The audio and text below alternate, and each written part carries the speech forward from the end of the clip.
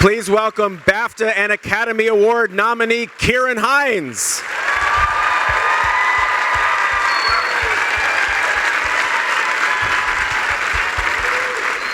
Great to see you. Welcome. Thank you very much. Thank you. And congratulations on that Oscar nomination. Yeah, well, that's a thrill. My dad used to have a saying that, my father had a saying that used to go, "The world is going to hell in a handcart." And that's what he might have thought about it. My understanding is that you found out soon after you had gotten the part, or maybe right before, that you were Judi Dench approved. Judi made it known that she was on board with this casting. How did that all happen? Yeah, I'd always wondered about that woman. You know, I mean, I think it's evident to the world in its entirety how brilliant she is and how magnanimous she is as a human being.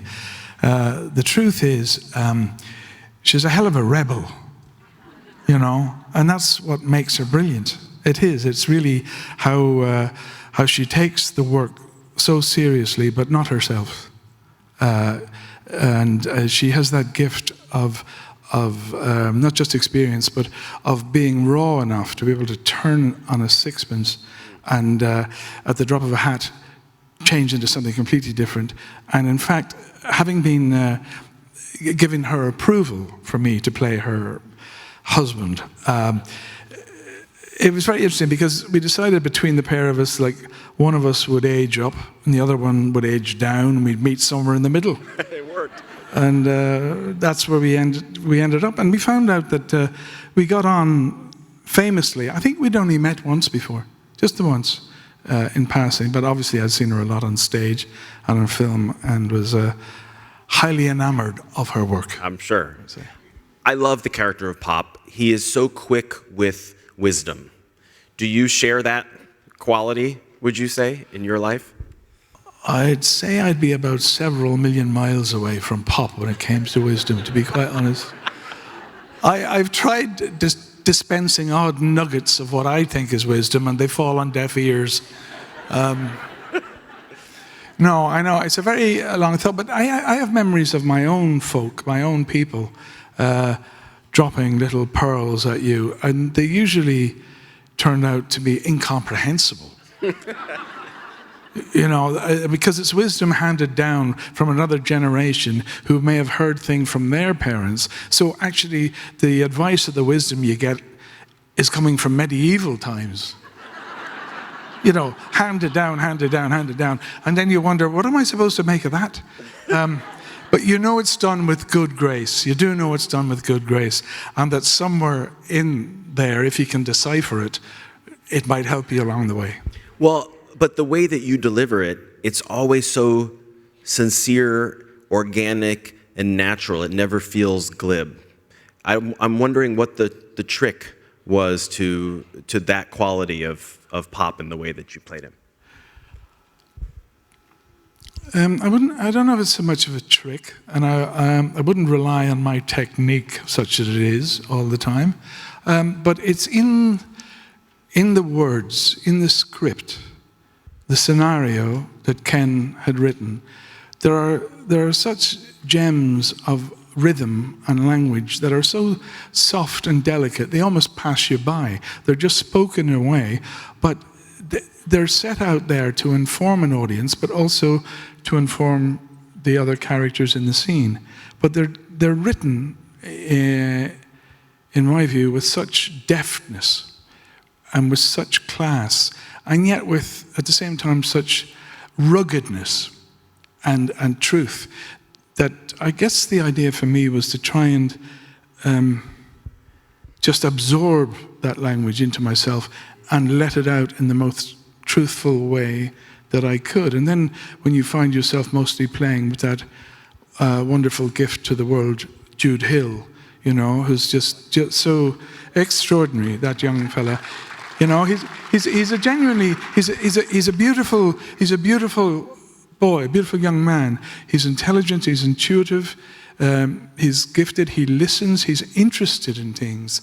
And then when you're in a scene working with him, what emanates from him actually informs you sometimes of how you want to deliver something, because the wisdom that Pop is giving and trying to help him, and he's lived quite a bit and he knows how rough it can get, Pop.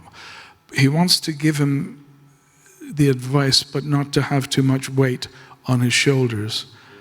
And to drop these little things at him, but to give him enough strength that it will be serious, but not to make the weight too heavy on him, I think.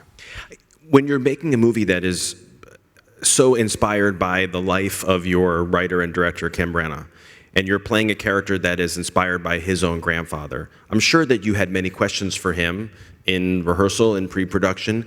What happens when you're actually on the set and something occurs to you that you would like to ask him for clarity or clarification, but he has 15 jobs that he's doing as the director of the film? Do you say like, oh, well, I kind of missed my chance? Or do you try to kind of find your way in to get a moment with him, even though he's busy directing the film?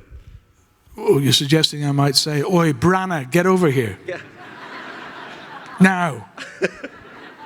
No, that wouldn't. No, that wouldn't be me, and I think that might quite surprise him at the same time, because he has enough to be getting on with. I mean, Ken did say at the beginning when we met, the idea that it was to concoct a family between us, between who we were.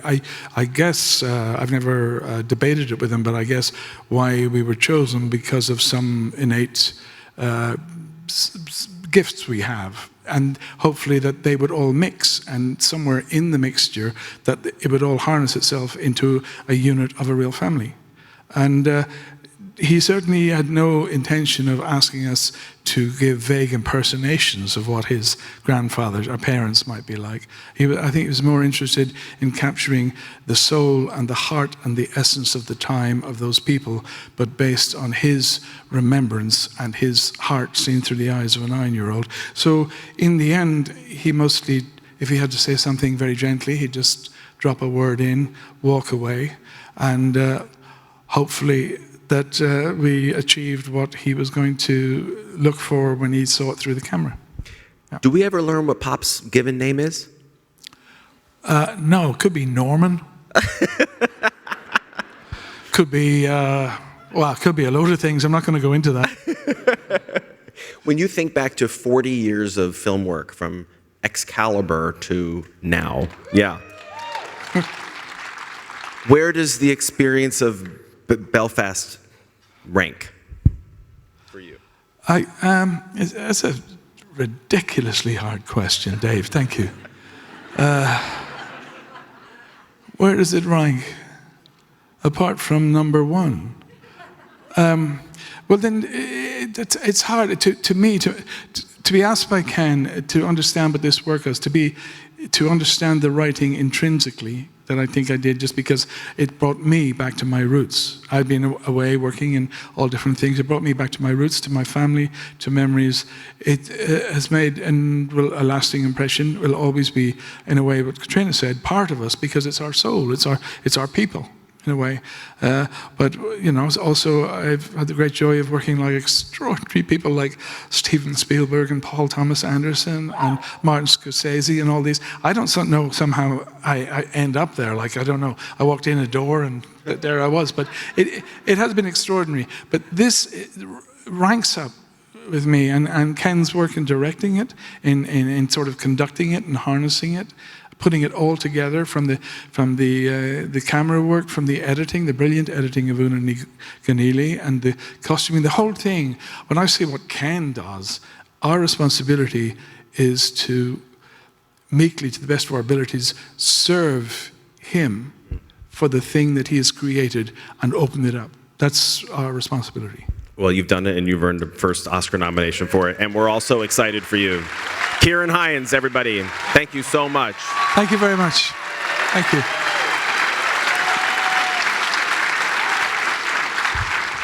Moving on to another film that I just adore, Coda, starring the fabulous Emilia Jones.